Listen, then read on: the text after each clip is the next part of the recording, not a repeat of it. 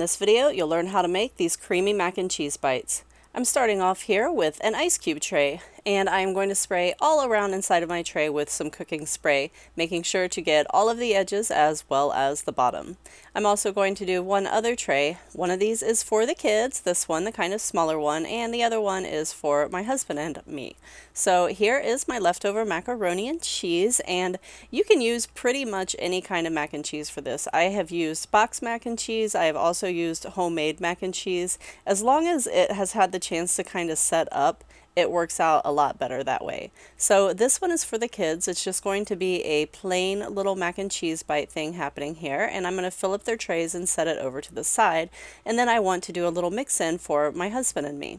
So here I have diced up some jalapeno peppers, and I dice them up really teeny because I want to make sure that the creaminess of the mac and cheese is still holding everything together. You could definitely add different kinds of add-ins if you wanted to. I have a couple suggestions for you.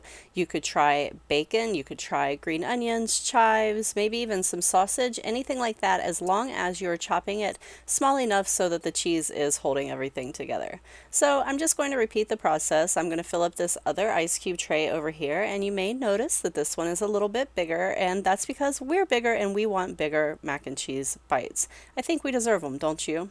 Moving right along, I have filled up both of my ice cube trays, and I just want to cover them up with plastic wrap. These are going to go into the freezer.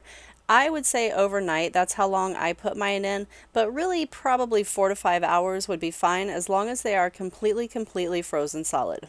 So here we are the next day, and I have my little mac and cheese bites in my ice cube trays, and I'm just going to pop them out of there just like ice cubes, you know, just twist and turn on the little thingy there and pop them out. So there they are. And here's a little close-up of one of them for you. Doesn't it look absolutely delicious? I totally can't wait to eat these. These are one of my favorite things. So anyway, I am setting up my little breading station here. So I have flour over here, and it does have just a little bit of cornstarch, and then my eggs and my breading. I'm going to dip these into the flour first, and this is another opportunity for you to make this recipe your own. You can add spices into this flour if you want to, like cayenne pepper, chili powder, whatever comes to mind really. I mean, cumin, paprika, anything that sounds good to you in your mac and cheese would probably be a good spice for you to go ahead and add in. The next thing that I'm doing is I am rolling them in my egg wash, which actually in this case is just 2 eggs mixed up, and then I'm going to move on to the breadcrumbs. Another option here for you, of course, instead of using these regular little breadcrumbs, you could use panko breadcrumbs. You could also double dip them by doing the breadcrumbs back to the egg and then back to the breadcrumbs. Panko will give you a nice crispy texture though if you're looking for that. So you could bake these in the oven at 425 for 8 to 10 minutes, or you could do what I'm doing, which is deep frying them.